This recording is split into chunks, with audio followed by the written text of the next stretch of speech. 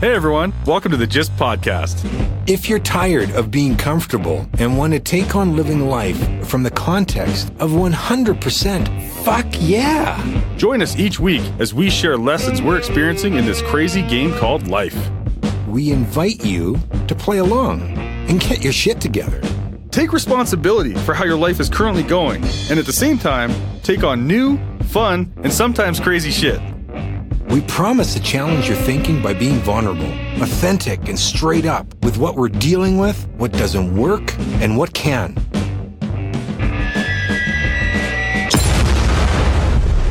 Be warned, this is not your grandma's podcast. So the idea behind this really is that you can imagine, coming from an engineering background, you've probably worked at major corporations and all that kind of stuff. You've been downtown in Calgary. You get what sort of the world of professionalism, if you want. Sure. And so we live lives that are pretty structured. We're parents, we have wives, we run businesses, and there's a lot of there's a certain a level of freedom that we have inside of our businesses, but there's a certain level of following the path too, if you will. So part of the reason why we started this podcast was just as an outlet, a place where we're just free to 100% just be us and share whatever we wanted to share, whatever's top of mind, and have some fun while we're doing it, or whatever comes up. That's the thing about the podcast, is there's no rules here. Yeah. This is just like except life. That one. Except life. That one. Yeah, that's our only rule. No bullshit allowed. Yeah. So, good morning. Welcome to episode 48 of the GYST Podcast. And we have another guest with us today. He is an engineer for hire. He loves to get in and build shit. He's a family man with 3 daughters who all decided to focus on the arts and dancing instead of engineering. Because of that, he got introduced to another world, talent and passion of the city, and just how difficult it is for them to make a living. He's been spending his time fixing that problem through a Calgary tech startup called Stagehand. It's a platform that connects our grassroots artists with the small, non-traditional venues looking to book them. And so far, his platform has helped over 700 artists promote and land gigs. When Derek is not playing with technology, he is dreaming about the wind flowing through his beard as he races down the side of a mountain, or is exploring the forgotten world of vintage jukeboxes, adding to his collection. Some say he's the other Chuck Norris. You might know him as Derek Mans. So welcome to the GYST Life. Thank you. Yeah, you're welcome. And you did not lie. What? I swear to God, I saw you on Enter the Dragon. I know, right? It's super funny, and I think that's how we actually bridged the intro over LinkedIn. It was one of the more creative LinkedIn introductions I've had. I've had, although I've had homeless people in Philadelphia. That was their. It's like, hey man, anybody ever tell you look like Chuck Norris? That's too funny. By the way, can you spare $1? Yeah, right. Hey, you want to acknowledge that with some money? Yeah, so we connected over LinkedIn, and in my fashion, I'm like, I really, it's such a missed opportunity to just do it the way everybody else does it. Right, there's a default, automatic way in way we operate, especially when it comes to meeting new people. And I'm constantly looking to see what else I could do. And so, in looking at your profile and seeing what you're up to, and going, wow, this guy would be really interesting to talk to. How do I bridge the intro? Because he doesn't know me from Adam, and actually make a difference where there would be the space to just meet some random guy who you don't know. And LinkedIn is great for that. That's kind of what it's built for. But most of us suck at using it. and so that was my intro. I'm like, hey, has anybody ever told you look like Chuck Norris? And how's that for an intro? And are you open for a coffee? Yeah. Yeah. So that's how it's set in motion. And now he's on the podcast, and he's going to talk with us. And he's super nervous. We're just gonna call it out. Never done a podcast before. I listened to a lot of podcasts. We were talking about that earlier, but so it's something I suppose that I've been curious about. But yeah we all are curious about it, and cautiously looking from the sidelines, going, "Oh no, but I couldn't." But you actually can, and it's super easy. And we really, like Vern had mentioned, we really work to make sure we set the stage for life as lived, not about what we do or how we typically associate ourselves or define us in the marketplace, right? As professionals, that's what tends to happen. But as people, up to stuff, dealing with stuff, and dare I say, there is a relatedness, a powerful relatedness when we share from that space, that actually people get us because that's us now, right? We've really put it on the table, and we always work towards that. So that's the whole intention for the podcast, and in just having a conversation. So in segueing that conversation, how has your week been, minus what we've talked about already? Right. How has it been? How has life been going for you in this time that is now, Christmas is like around the corner, apparently? No, it's been an interesting week. We, running a startup, which is what I do, full time now, is always an adventure. Trying to figure out how you keep the lights on, how you keep. Well, that's interesting. How do you keep the light? We had a light pop out just as you said that, and here I am with a doobie, so it just made it even weirder. So, the whole process of running a startup really is a process of learning and figuring out what your value is, but ultimately who's going to pay you for that value as well. And the ultimate question. I've been doing this for about 2 years now, and as you talked about, really we're trying to figure out how you provide opportunities for what I would call grassroots artists, which really is 95% of the artists that are out there. They're, the arts is what you'd call a long tail market, where you've got 5% of artists are making, have enough popularity that they can afford, that they essentially can make a living at their art. Only 5%, eh? I would say that's probably generous, and so, but yet the 95% is incredible. The richness of talent that's available out there. Whether you're a musician, whether you're a dancer, whether you're a visual artist, it's just blows my mind the talent that's available, and that's really where what I'm doing now came from. Is just watching as my daughters grew up, and I've got one living in New York now. Whoa. And she's a dancer, and on Broadway or what kind? No, she's going to school right now, and so she does perform. She's part of NYU's Second Avenue Dance Company, and so as part of that final year, they have a number of performances. But so she's not yet making a living at it. She's trying to figure that out. But just as I watched them grow up, I saw them have opportunities right here in Calgary to dance with folks like Megan Lawson. I was just looking at Megan's website. Megan is from Calgary. She's now, I believe, living in LA. So she's a choreographer. She's working with folks like Madonna and Katy Perry. She's working. She was in La La Land.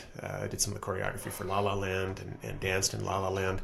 And, this is a Calgarian, and this is somebody that my daughters have worked with and would say, "Hey, Megan, how's it going?" They're in a first name basis.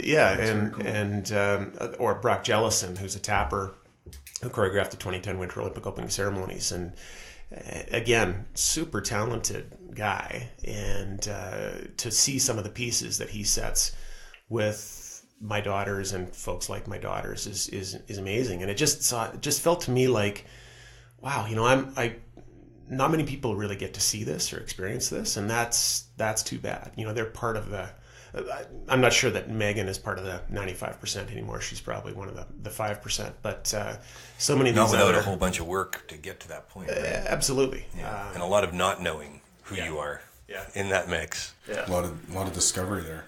Yeah, so that really is what we're doing with Stagehand, is trying to provide more opportunities for those super talented grassroots artists to get a start, to figure out, how do I monetize my art? And it's ironic, the parallel between a startup and an artist who's trying to become, their own startup and monetize their art. Because you're doing effectively the same thing. It's a very analogous thing that we're doing in that space. One has the other one happen. It's a bit perpetual there. Yeah. The conversations would be interesting though, because they're so relatable.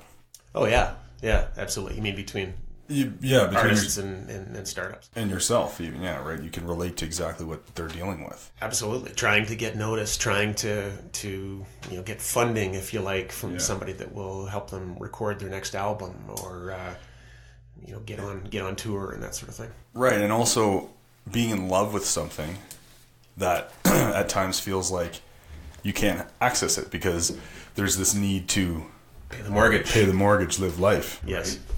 It's an interesting paradox. Yeah, it is. So, sure. and then the ultimate dream is to find a way to make, I heard somebody say this once, making your vocation your vacation. So literally just living your life. And I was talking to a friend a couple days ago about this. Like, I was like, most of us work 50 to 60 hours a week, and if we're lucky, we get like 10 or 15 hours to ourselves or to take care of a few things. And it's like, I'm focusing all of my energy right now on finding ways to flip that on its head. Like, work 15 hours a week, 20 hours a week, whatever you want to call work, make more money, and have 50 or 60 hours a week to do what I want to do, and be with my family and create my life, and look like? Right, like do this, be podcasting, talk to interesting people. I wrote down some amazing things already from things that you've said, so I can't wait for the recap. Cool. So you've been doing this officially since December 2017, but in reality longer than that. Yeah, no, I would say, so in December 17, we launched our platform, if you like. Right. So, and before that, there's this concept in startups where you concierge. So you fake it until you make it, so to speak. So if I'm trying to create, the analogy of the Wizard of Oz, right? Where really at the end of the day, it was behind the curtain was some guy pulling levers and strings, and it really wasn't as elegant as it was made out to be. Right. And so you do that in the startup world as well. You build what's called a minimum viable product, which is may look more impressive than it actually is behind the scenes, because behind the scenes you're pulling levers. It's like the stage at theater. Yeah. The houses are not actually houses. Yes. But they look like houses. They look like houses. And so if I'm a user interacting with that platform, it's like, oh, that just happened. That's cool. Well, no, actually, that was me behind the scenes making that happen. Oh, man, I could totally picture it. Isn't that interesting, though, that at least somewhere in our lives, everybody's doing that? This is what I'm talking about earlier. We're talking about stand-up, right? Yeah. This is one of the things that I think is so funny about human beings, is we're all the Wizard of fucking Oz at some level in our life, and we pretend that we're not. And when we observe it from someone else, or someone gets quote unquote busted, we're like, look at this guy, right? Like, get your shit together, bro. But don't come to my house, okay? That is totally how it goes. It's crazy. Well, I look at prime example. So before these posters came up today, this morning. Right.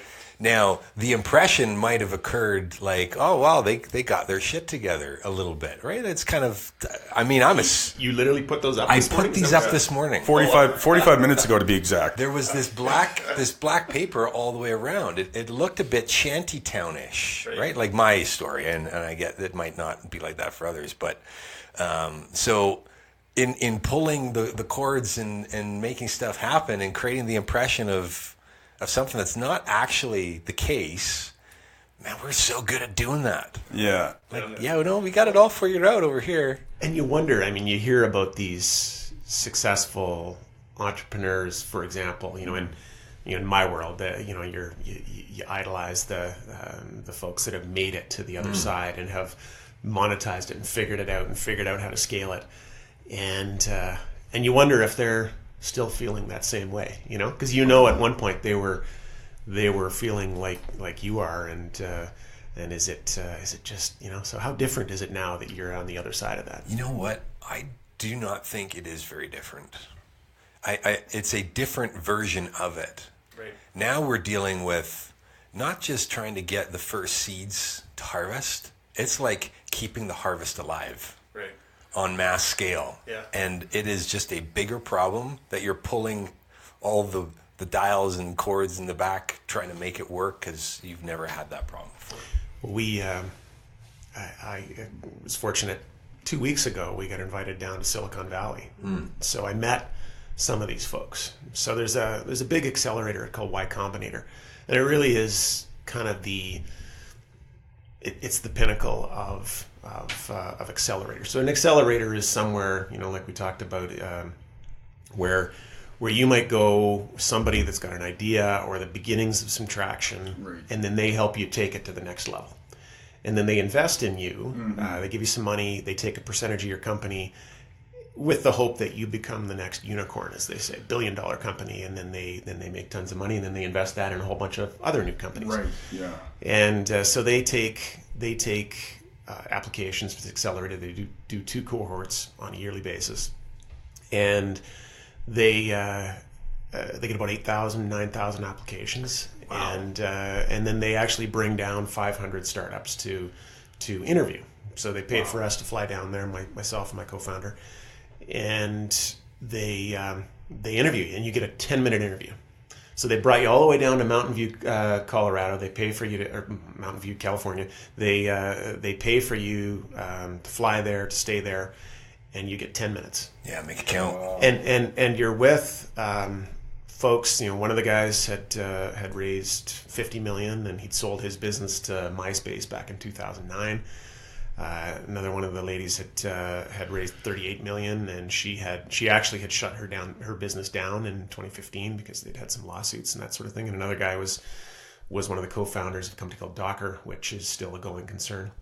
So these are, you talk about those folks that have made it to the other side to a certain extent. Yeah.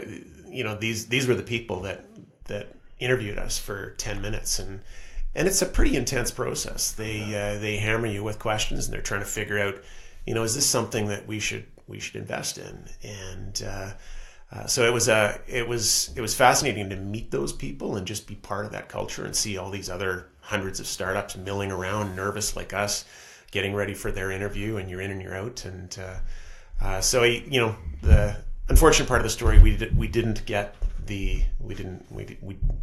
weren't one of the 150 that they pick. Right. But we were proud of the fact that we got down there, and they also say that 40% of the cohort is typically applied once before. So you go down, you get the experience. It's a process. You go through the process. You figure out, all right, this is what didn't work. This is what they really need to see, and you figure out. What was that for you? More of that. For me, it was they didn't yet understand that this was a big enough market that you could really create a $1 billion company. I have to. Oh my gosh. Okay, sorry. Sometimes words are coming out of your mouth before the other person even finishes. Wow. Sometimes I got to just think for a second. I disagree. What it was about the market size? Yeah. Oh yeah. And so my gosh. So do I. But okay. So math, quick. Yep. 100,000 times 100,000. What is that? Is that like 100 million or something? No, I'd be in the billions. Calculator? That's a lot, right? Yes, it's a big number. I'm not connecting my zeros right now off the top of my head here. But I think that it's easy, okay? Actually easy to create a network of $100,000 earning artists. Easy. Maybe. I think and then there's some kind of profit in there that just gets shared through the investor or whatever. Now, I don't know anything about the business. Yeah. I'm just saying in general, if you looked at a contractor like Wakefield, easily, if he can expose himself, when he exposes himself properly, he'll easily be making a living with his art. Easily. Yep.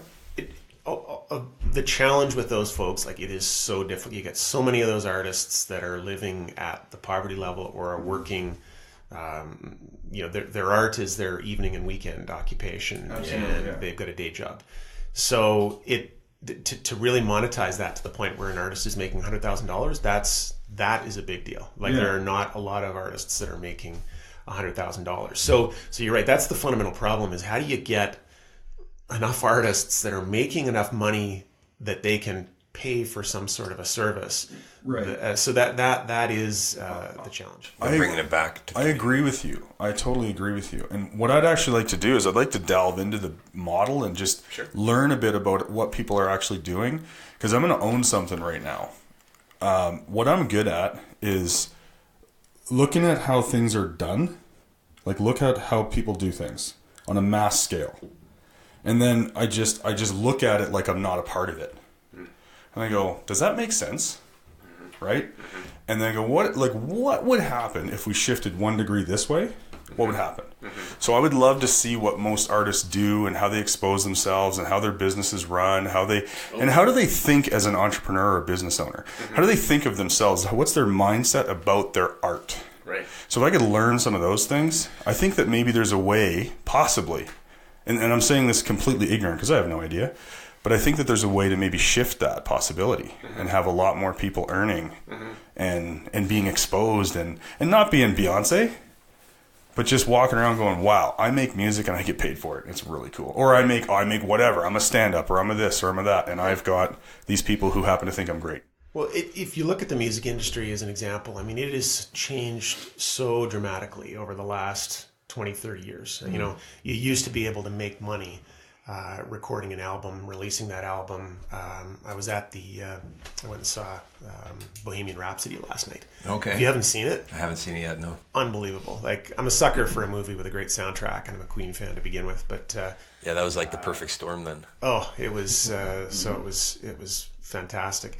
But you know, they lived in a world where you can release a big album and make $1 million, and all of a sudden you're rich and famous. And that is just so difficult now to monetize that when you're streaming your art, if you like, your music online, and there's really, you know, like the numbers have to be so phenomenal in terms of how many people are listening to your music that you make any money at you know, from the streaming side of things and Spotify and that sort of thing. So that has changed dramatically to the point where really the money to be made is often in the performing side of things. Right. But there is no model, if you like. I wouldn't say most of these artists are still having to kind of figure that out on their own.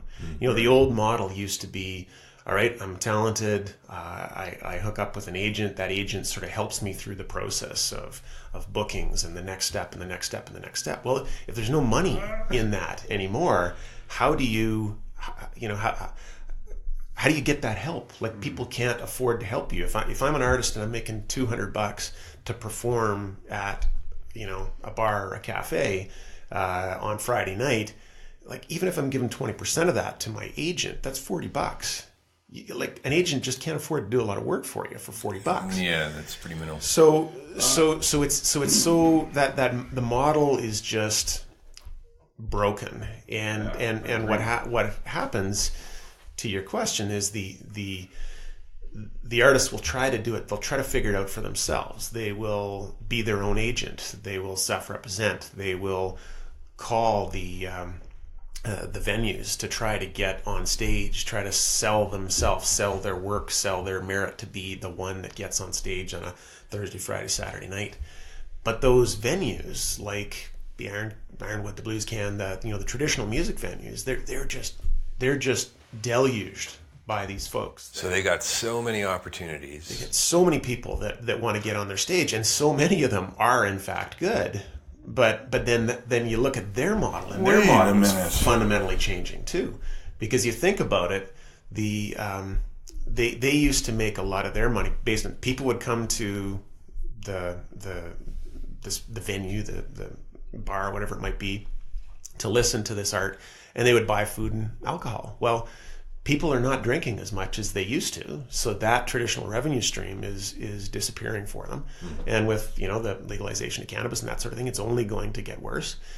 And so that's getting harder and harder, and we've seen that in town here with Mikey's closing one of their locations, Distortion.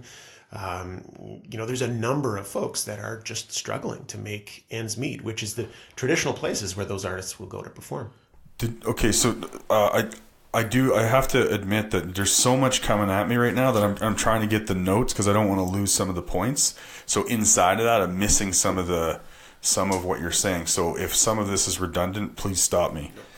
Did you mention people booking their own gigs, right? Like eventually they go, I don't want an agent because I don't want to give them that split, which I totally get. Absolutely. So it's like, hey, you know what, I'm going to do this on my own. Yep. Now they go book the gig and then no one shows up, or what's the... Yeah, so they want to book it at some other venue. Yeah, they first of all need to sell that venue owner that, hey, I should come and perform. Out of all the other people who are saying all the same out of thing. the other, Right. Pat that runs the Ironwood, for example, will tell you he gets 100 emails a day from artists that want to perform.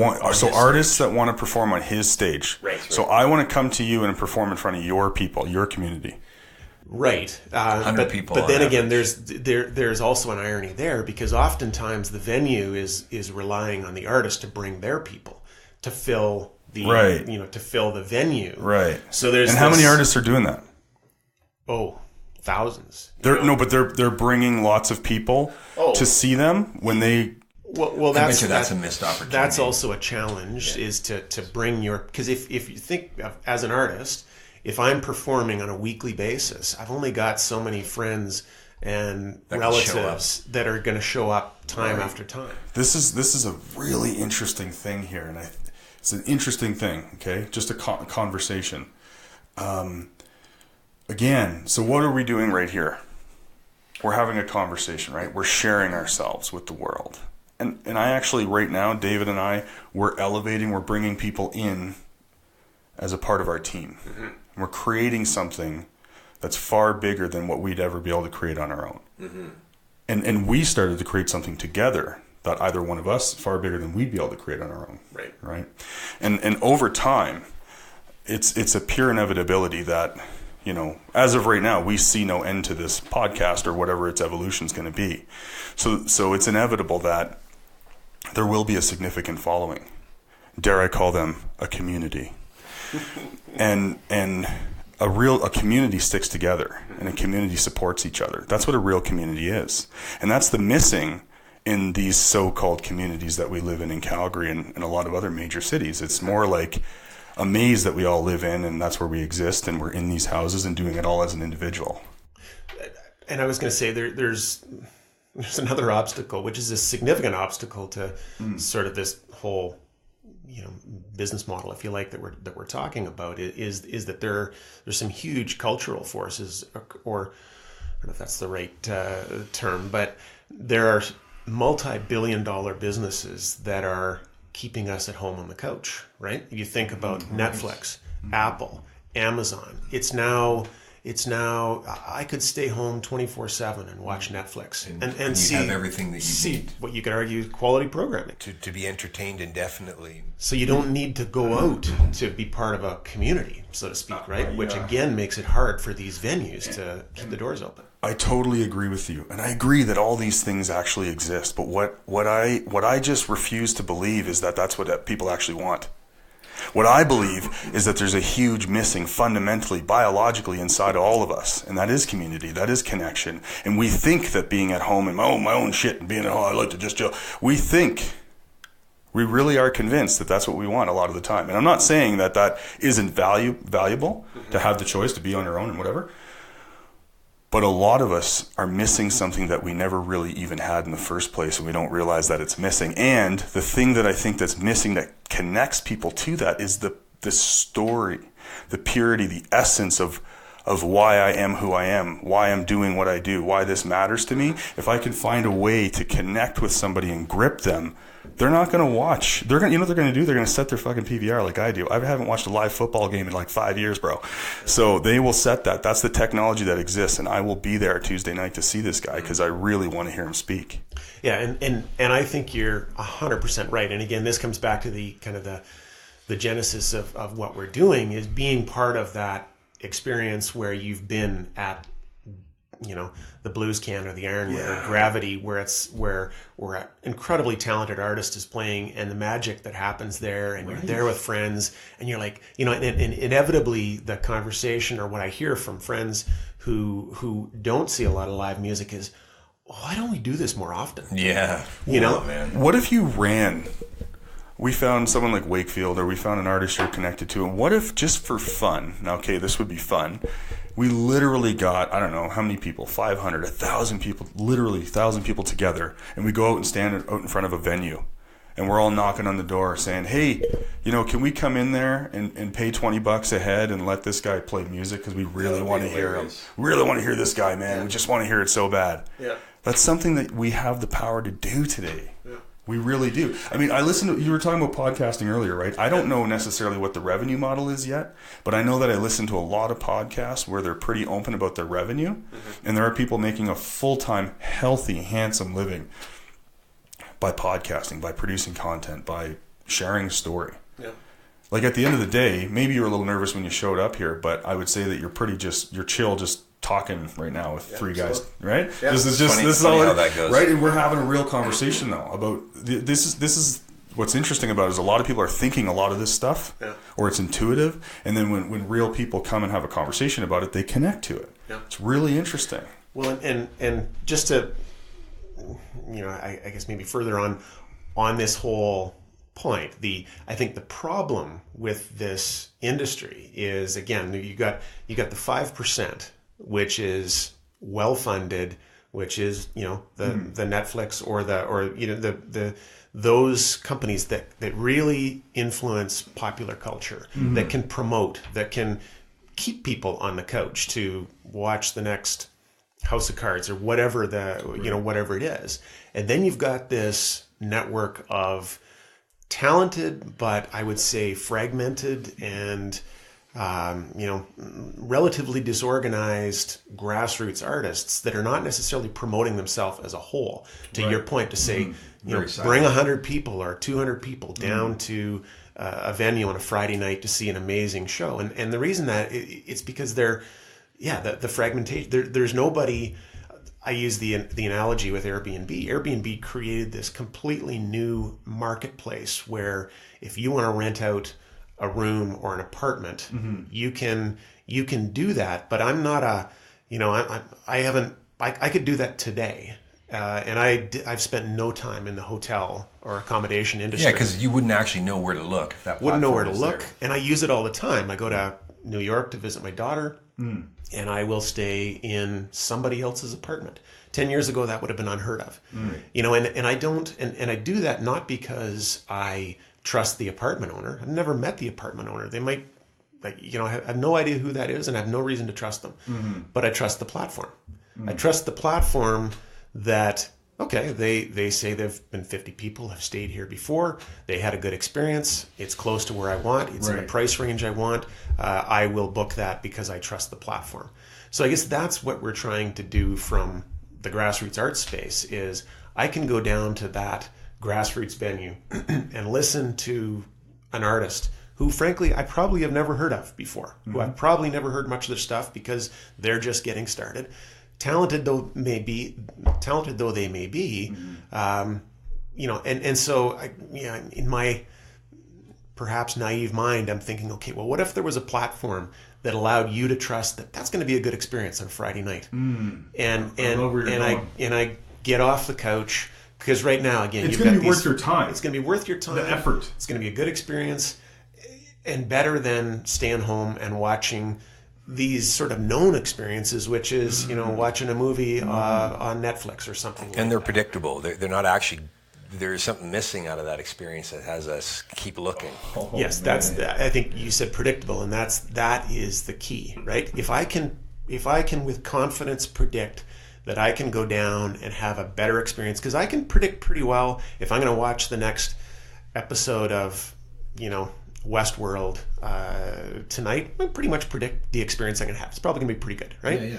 Whereas if I take the effort to go down and spend some of my money to see a grassroots artist who I may never have heard of, that's much harder to predict. So what's missing for you to really have this platform used to support this grassroots community? So I'd say the probably two things. One is a clear monetization model, and it's a classic chicken and egg problem, right? It's so one is monetization, the other is scale, right? Like if I could snap my fingers, and to your point, there was 100,000 artists on this system, and 100,000 events that are happening, then I'm starting to get to the scale that I can keep my price low enough that a grassroots artist who is not making any money themselves can go, you know what, I'd pay $5 for that. And because I've got 100,000 users, I can do that at a scale where I can actually make those economics work. So that's the classic challenge of an entrepreneur and a startup is, okay, how do you provide this monetization model that works? And if that needs to be at scale, how do I get to scale so that I can actually make that model work and keep the lights on for long enough? Because most startups just simply run out of money. Right. Yeah. Yeah, that is the problem. Well, I think it goes without saying, but those of you who are listening, if you have ideas, if you have any way that you can support in this mission, absolutely, we would love to hear from you. And we'll definitely post where people can find you, right? Right on. For sure. So there is so much opportunity to really get under community. This is part of, and Vern had already talked about at the beginning, this is part of the intention for the GYST Life is to really build community, to have a place where people actually feel like home. Wakefield, which it's unfortunate that he couldn't be here today. I want him to meet you. He's been in spoken word and slam poetry community for 20 years. He's won championships. He put a business card and a CD down, and he's like, "This is how I promote myself. This is what I got. This is what I got. I don't know any better." So there is if more awareness is put out there, the ideas that Vern's pointing to begin to emerge because we've got more minds looking to hit the problem, right?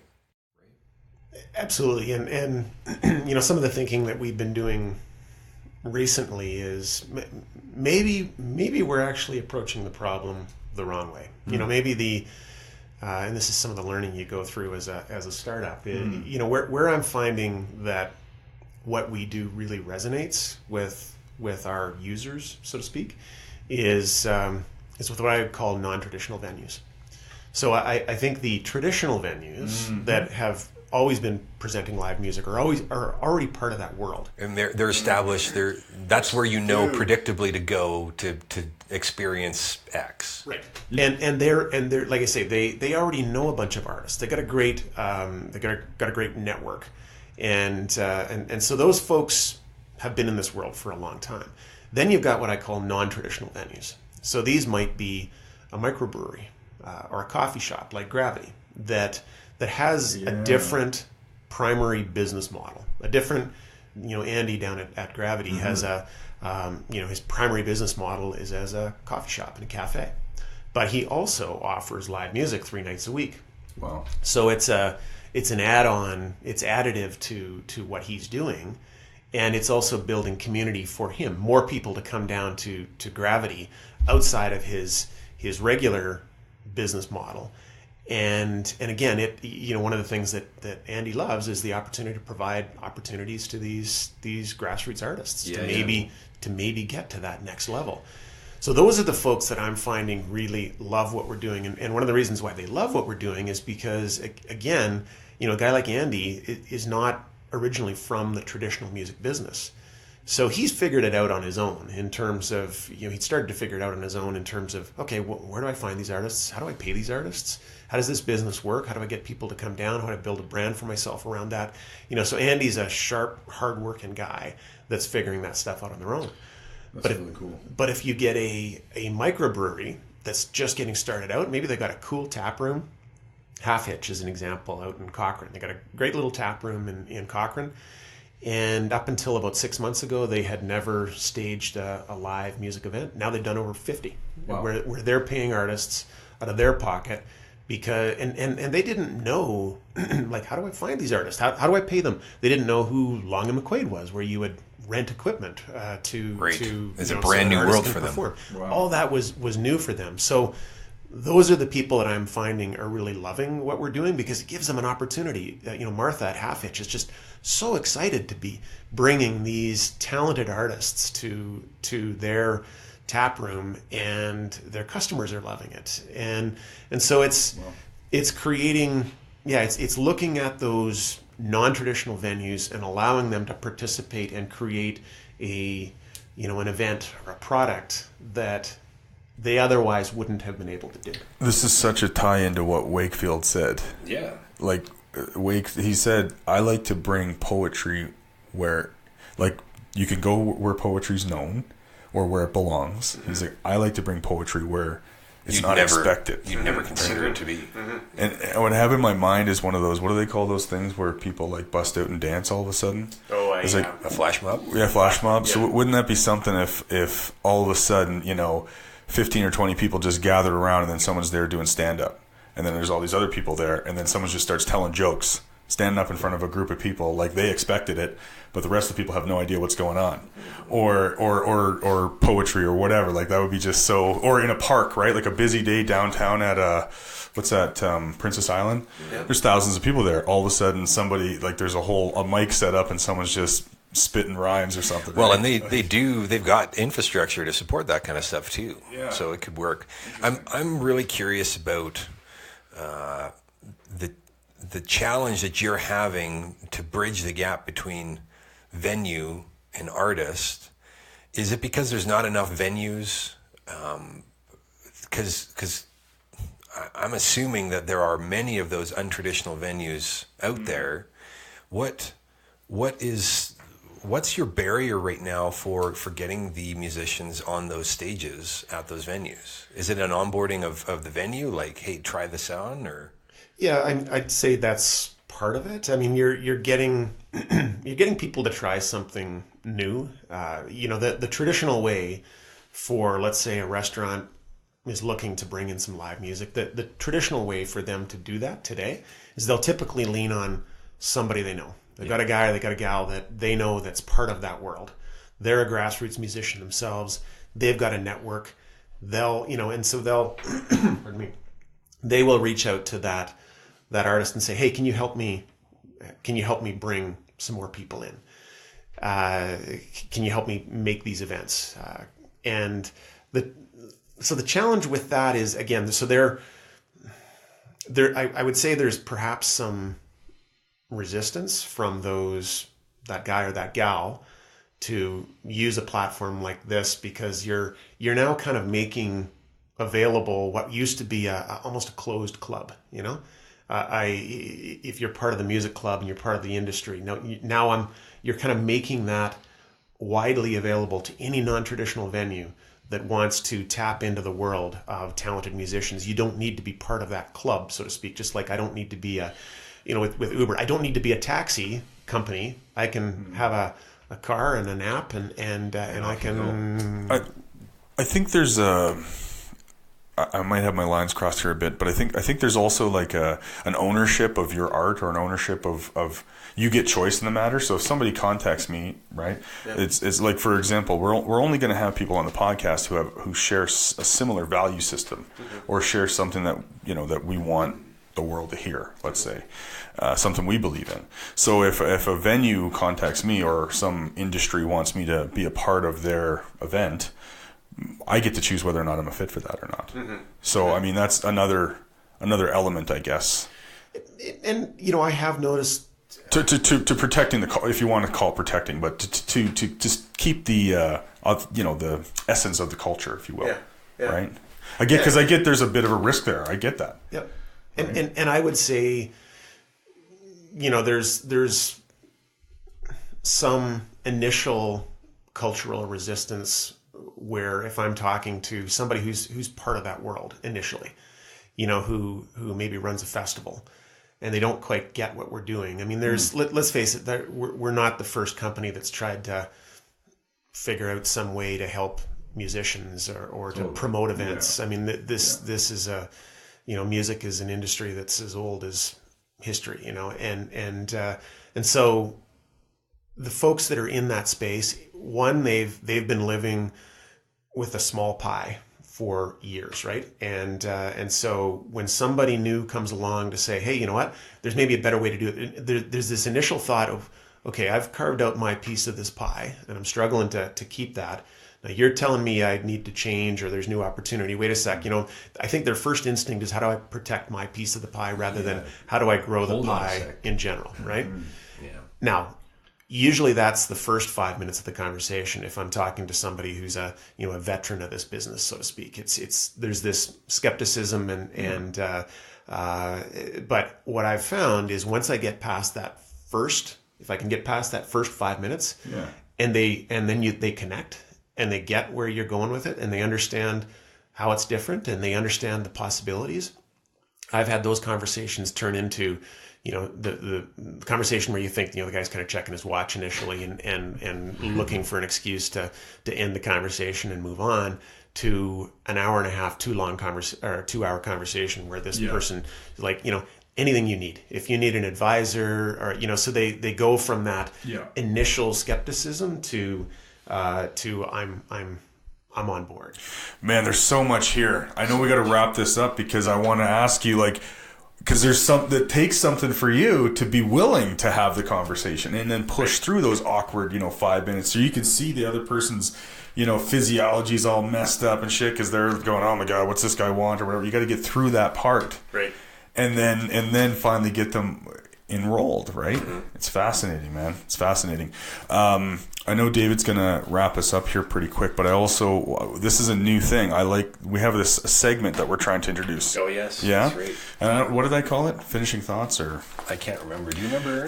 There's just so much that happens during the podcast, and especially in the beginning, just in the first 10 minutes, there's so much gold in there. I was like, oh my word. The conversation can go in so many different directions. So in the interest of my own selfish... he just likes to hear himself talk. And there's some things to think about here. So just to start from the top, I like to acknowledge David for that unique intro. This is what I mean. For people might have not heard that part. I heard somebody say recently, be where other people are not. So other people are not reaching out to you on LinkedIn and saying, hey man, you look a little bit like Chuck Norris. And by the way, do you want to grab a coffee? Yeah, totally. You could have been thinking is this guy trying to hit on me? What the hell's going on here? I don't get it. I've heard about this on LinkedIn. So, but that's so cool, man. And now he's on your podcast. It's so cool. Well, that's how quick it can go. Right. So for people listening, maybe if you continue to do the same things and expect a different result, that was Einstein's definition of insanity after all. What did I write here? Sorry, this is a little choppy. So just thinking about this whole idea where people can make money doing things that they enjoy. And this goes way back to something we heard Gary Vee talk about, where he's like, if you really love the thing that you love, you can make $100,000 a year at it. And maybe it's not, oh, well, there's not very many people doing that. Maybe it's looking at, well, how are all those people doing that? And how does this whole industry work? Or how does that whole thing go? And just changing your thinking around it a little bit. And what I was getting at with that, now I'm remembering my frame of thought here. The difference between that top 5% that you were talking about and let's say the next 20% or whatever, it's such a fine it wouldn't line. Take much. It's for a lot of those people, it's like the CFL, for example. Yeah. People scoff at the CFL a lot. There's so many guys in that league that could be playing in the NFL, for example, but it's just that one exposure, that one thing that happened, that one injury, whatever. There's something there that's a sliver that keeps them from the top, the top level, right? So interesting. And then I mentioned this earlier, but just the fact that we all think we're so special and unique, right? But those internal battles, those struggles that we have, whatever they are, they're all different, but they're all the same. It's all a part of being a human being. So you're not weird. You're not crazy if you think that you are. We're all having that stuff. Maybe I shouldn't be doing this. I don't know. I don't feel like getting out of bed today. Whatever your thing is, man, we're all dealing with it. This part I love. What I'm getting more and more clear about in my life is that people love real stories. People love to hear what matters to you. How did you get here? I go to see a show, and what's interesting about it is I love the show, but I'm more interested in how the show happened than the show itself. I really am. Well, and just a quick aside on that. What I find, when I go and listen to a performance or a musician, I love the stories between the songs. I don't necessarily. I love the songs as well, but I'd love a little context on Well, that it creates song. a richness to it. Yeah, like what were you thinking? Where were you at when you wrote that song? Right. And then to me, I'm now drawn into the performer's world. Right. And I think that's an art that could be taught in this space as well. Is tell me a little story and then play that song for me. Don't just play song. Exactly. And this is something you said earlier about. You were talking about the things that people deal with when they quote unquote get to that other side of being successful. Mm-hmm. And what I think is interesting about that is regardless of what your life looks like, as far as we know, you're still a human being. Mm-hmm. And they're still dealing with human being stuff. And I'm reminded of something that a coach put into my world a few months ago. He said, do you agree or disagree that even if you had $1 billion, you'd still have problems? Are your problems going to go away? I go, no, problems aren't going to go away. He goes, right, but would your problems be different? I said, yeah. He goes, so start thinking in terms of whose problems do you want? Because you're always going to have some kind of a problem or a situation that you're dealing with, right? And then one more thing about stories. We were talking about this earlier, and I was reminded of something that I heard Tony Robbins say, is a lot of times that what happens is, what did he say? The most important things, there's 3 elements. He said something like strategies, resources, right? And then he said, the other thing is a story. You bring your story with you. So he goes, a lot of times people have to change their story. Because whatever their story is, I don't know what story you're telling yourself or what story you're telling other people. But sometimes when you change the story, i.e. the purpose, it'll change the result, right? And then I was just going on this big thing about enrollment and community and compassion. Like those are the things that are missing, I find, even when you look at a quote-unquote society or, evolved people like us here in Canada. There's no enrollment, man, in politics or in community. There's no enrollment. Everyone's misunderstood. There's no community, right? We're all concerned about our own shit, and we got to realize that everyone's concerned about the same shit. So why don't we help each other with that stuff instead of being like, "Fuck you, I need mine," right? Compassion. Have some compassion. What about these artists? If they're sharing their story, it's a love story. It's like, man, I've got this mistress that I can't reach because it's all of you actually. I want to give this to you. Mm-hmm. People have compassion. Like, oh my God, I want that person to be able to produce more of that. I will show up. Anyway, I could go on and on. I love this segment. It's longer than I thought. So, well, you nailed on a lot of things. And Derek, maybe I'll just leave it with you. You got give you a couple minutes. Like, what are you taking away from this as a? Is there something that's coming out as a potential thing to do? I'm curious because there's been a lot talked about here. Well, I mean, it's always encouraging for me to get some validation to say, you know what, you're not crazy. There's something here. And just like that happens a lot with us, just like we were talking about earlier with the idea of podcasts. I love this, and I could spend so much time learning and but behind the scenes, I'm trying to figure out how do they make that sustainable, and maybe the model is just it's a again like you folks are, you've got day jobs and this is a passion for you and something you do on a Saturday morning. Maybe that's ultimately what the model is for these type of podcasts. But I'd love to think that there's something more sustainable. So you could, do more of what you love doing on an ongoing basis. And so that's part of the search, if you like, what we're trying to figure out is how do you, from an artist perspective, how do you make that sustainable? So it's like I say, it's encouraging to hear that people buy into the vision, if you like, the search to figure out how you do that. We've got some ideas, some things that we're actually quite excited about right now that we haven't even talked about, that I think could provide some new opportunities that really are, it relates to the non-traditional venues. It relates to bringing the art to places where people already are, and how we've seen that create surprisingly great experiences. But I didn't have to go through all the struggle to try and get those people to come down to that venue on Friday night, because you know what, they were already at this place. And now what I did is I just made their experience a little bit better.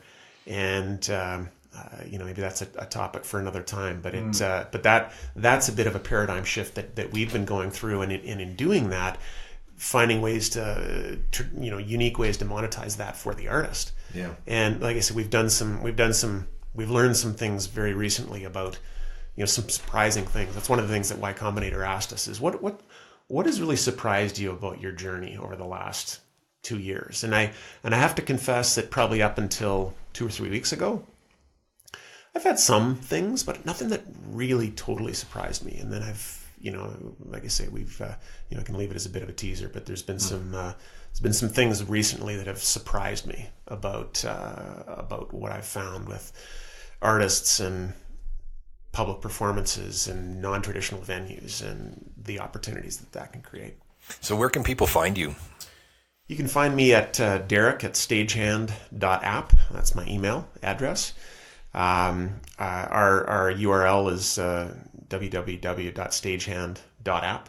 So that's either way. I'm a little older than some, so I'm not as much of a social media. I don't live on Twitter and that sort of thing. So you're probably better to find me at Derek at stagehand.app. Awesome. And that's .app like app. App. It's a new domain from You Google. say you're a bit older, but you're ageless like Chuck Norris. Oh, this is really great. And there are artists that are listening. I have no doubt, because it's happening for me, is like there are ideas. There are things that we can all bring to the table to really move all of this forward. We all know those aspirational artists in our world. You are likely one of them. You might have a story that you're not one of them. And at the end of the day, what will have this work is community rallying around one another. And what will have community rally around one another is for the community to begin to have a voice. And what will have a voice is when you begin to talk about it. And the concerns, the opportunities, things that aren't working. And so the stage is set. And if you have something that you'd like to share and contribute, leave a comment at the end of the podcast, send us a message, say hi at GYST.life, reach out to Derek directly. This is something that I will be having a pulse on for sure. I don't know if I told you this before, but in Vancouver, I had also explored something like this. So while I'm not a musician, I have a deep appreciation for the craft and the story and the journey and in telling the story and experiencing the journey, that's the magic. And that's clear. We need more of that. And so there'll be some connections bridged. And man, I don't know where it's going to go, but we'd love to have you come back and talk a little bit more about something a bit more pragmatic for the artist to begin to unravel, and with Wake as well, to have him on the podcast, to unravel how to tell the story, how to really put it out there. Because at the end of the day, it actually doesn't matter if you're on social media. What matters is if you're willing to tell a story. And all the tools are there. And then you just get it out there and start to begin the process of telling the story. But that was episode 48 of the GYST Life podcast. Thank you so much for listening. We'll see you again next week.